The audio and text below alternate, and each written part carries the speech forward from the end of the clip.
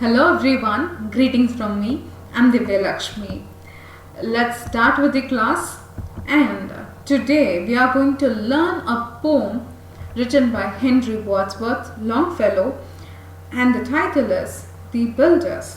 This particular poem is given in the second chapter of Communicative English book, just next to the reading passages. Let's start with the slides. So this particular class consists of 4 sections. Section 1, it has the introduction part about the author. Second one, the gist of the poem. The third one, stanza-wise analysis. And the fourth one is the conclusion, where you will learn all the poetic devices, rhyme scheme, and the poem related aspects. Let's go to the first one. The first one is author's introduction. So here is Henry Wadsworth Longfellow.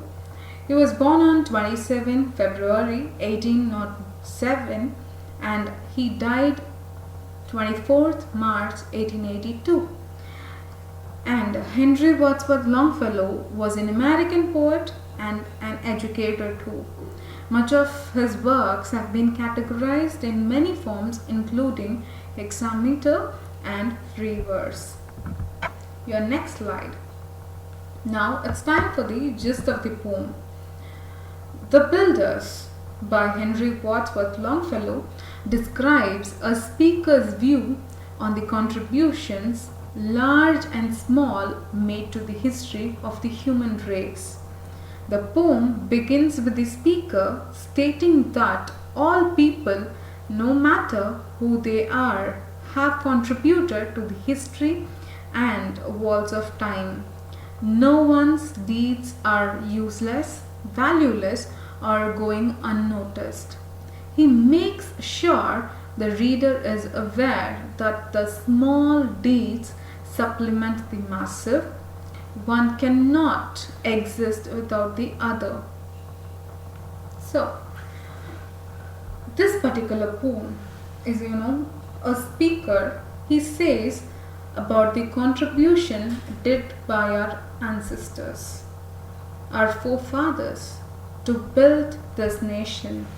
That is the poem all about, in a simpler word. The summary continues like this. Throughout the text, he speaks on the importance of maintaining a constructive relationship with history.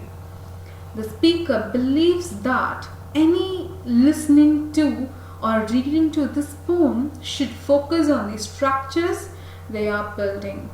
Without a strong base, one's life will come unhinged and one will be unable to reach the turrets at the end of life. It is from here one can see across the expanse of the earth and find true understanding. So in the previous slide we saw the poem. It is talking about the contribution of our ancestors, and in this slide he says that what we have to contribute to the future. They have created it and we are just constructing it. He says, the author says, each one of us who lived, who are living, and who are going to live are the constructors, the builders of the future. In this poem, the author gives a very optimistic view about the world and the world's construction. Let's go ahead with the next one. Actually, that is an awesome thought. And now let's analyze the poem. I have given the poem lines here. Stanza 1. I'm going to read it and I'm going to explain it. All are architects of fate, working on these walls of time, some with massive deeds and great, some with ornaments of rhyme. So, in the very first stanza, the author says, every one of the world, each one of us are the architects of fate, the ancestors, who created, who formed this kind of world, our fate even. For example, our architect, our country's architect is Mahatma Gandhi. And in the second line, working in these walls of time. Walls of time is the history. So the architects, they were constructing the walls of time, the history they have created, some with massive deeds and great. Some have done great efforts, and they have completely created a wonderful world with their doings, and some with ornaments of rhyme. Ornaments of rhyme is the poetries.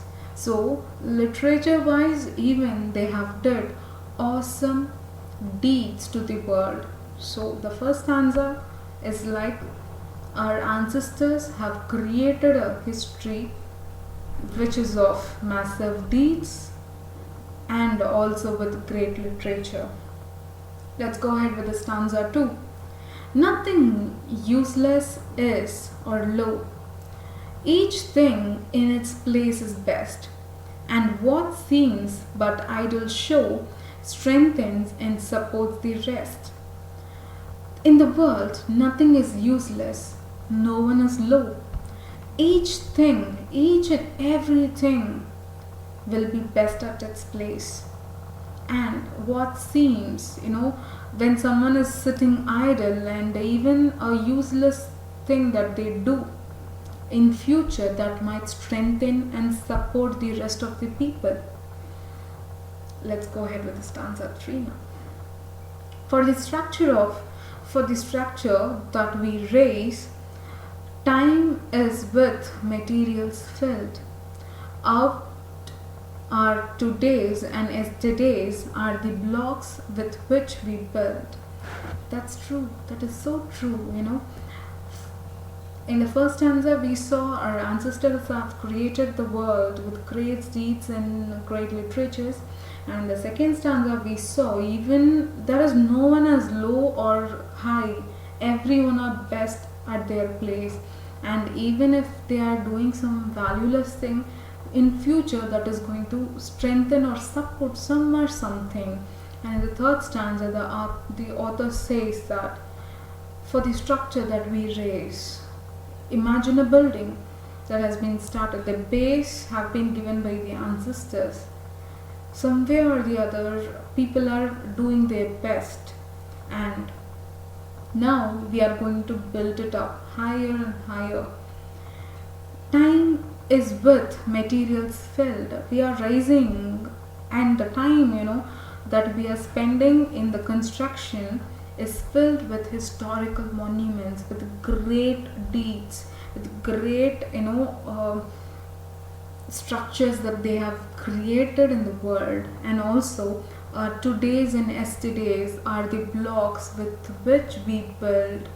So our today and yesterday was completely built by the ancestors. The story of the earth starts from our ancestor that has been created with the blocks that we are building it today. Let's go ahead with the next one. Stanza 4. Truly, shape and fashion these, leave no yawning gaps between. Think not, because no man sees, such things will remain unseen. So in the fourth stanza, the author says, truly the shape, already as I said, the ancestors have created the base, and now it's time for us to build the construction higher and higher with true shape and fashion. Crafting, we have to craft the fashion, we have to craft a future with fashion. And also already our ancestors have enough of contributions that there is no gap at all. And also the present generation should not think that no man sees it.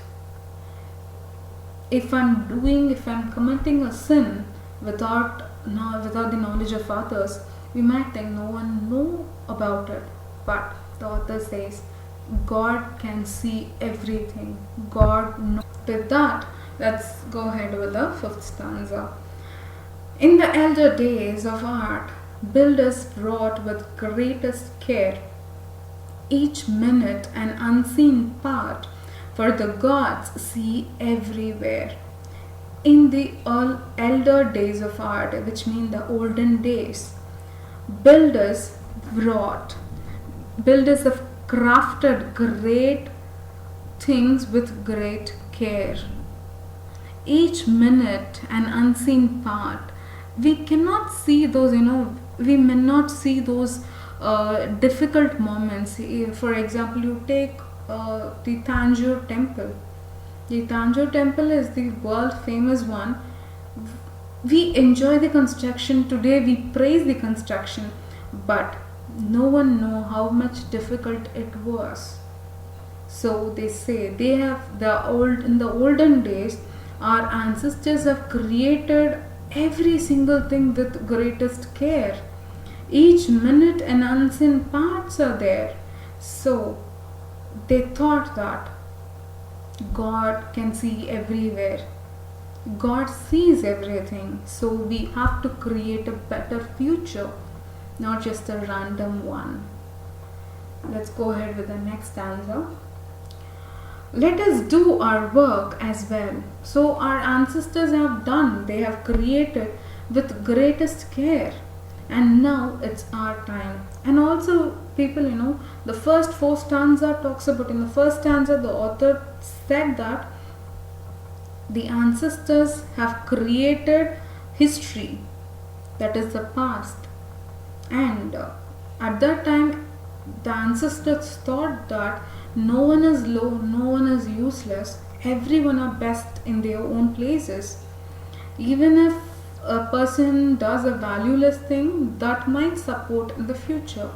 And the third stanza, the author said there are huge number of historical contributions are in and around us.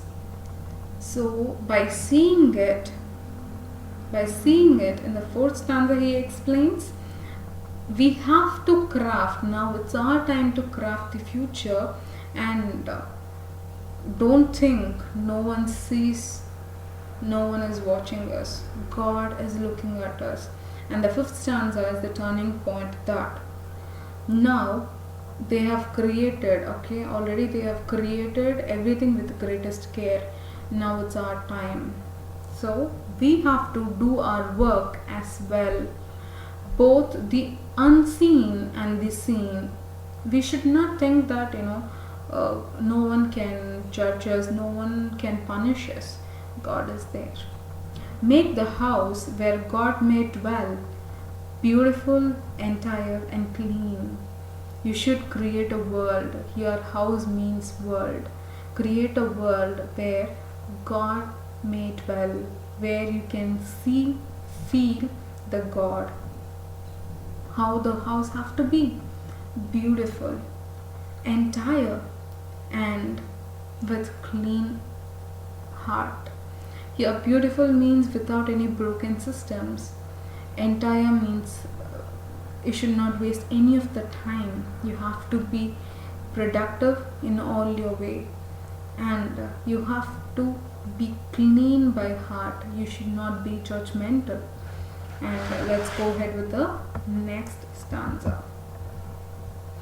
Stanza number 7.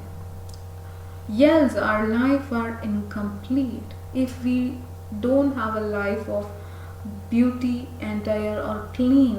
Then our lives are incomplete. Standing in these walls of time, broken stairways where the feet stumble as they seek to climb, if we don't create a world with beauty, entire and clean, even if we try to climb a stairway for the future, will not allow us to move forward. It will make us to stumble, to fall. And let's go with this 8th stanza. Build today then strong and sure, with a firm and ample base, and ascending and secure shall tomorrow find its place. How beautiful these lines are.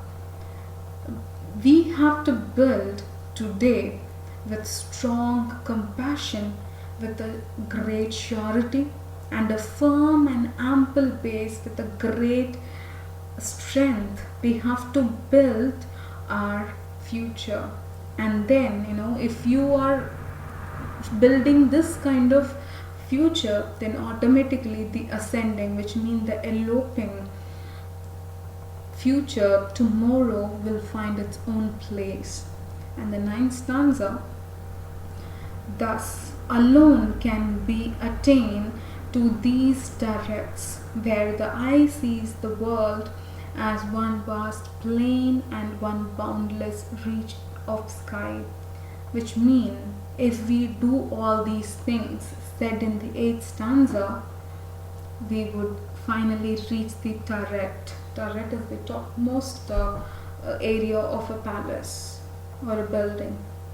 So only then we can reach the top of the world and we can see how boundless the sky is. So that is the poem all about. So let's see what are the aspects that the poem had. There are 9 stanzas separated into sets of 4 lines or quatrains. Okay, that is the structure of the poem. The rhyme scheme is A, B, A, B.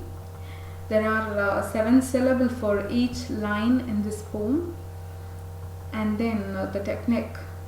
This particular poem, the poet have used visual technique. It made us to visualize how our ancestors have lived, how they have created this world, and it is making us to even think about our future, how we are going to create the world. So that visual technique has been used in the poem, and the theme, it is creating or building a beautiful and clean world above the base which has been created by our ancestors. So that is the theme. So that is all for the class. Thank you so much for listening. Have a good day. Bye bye.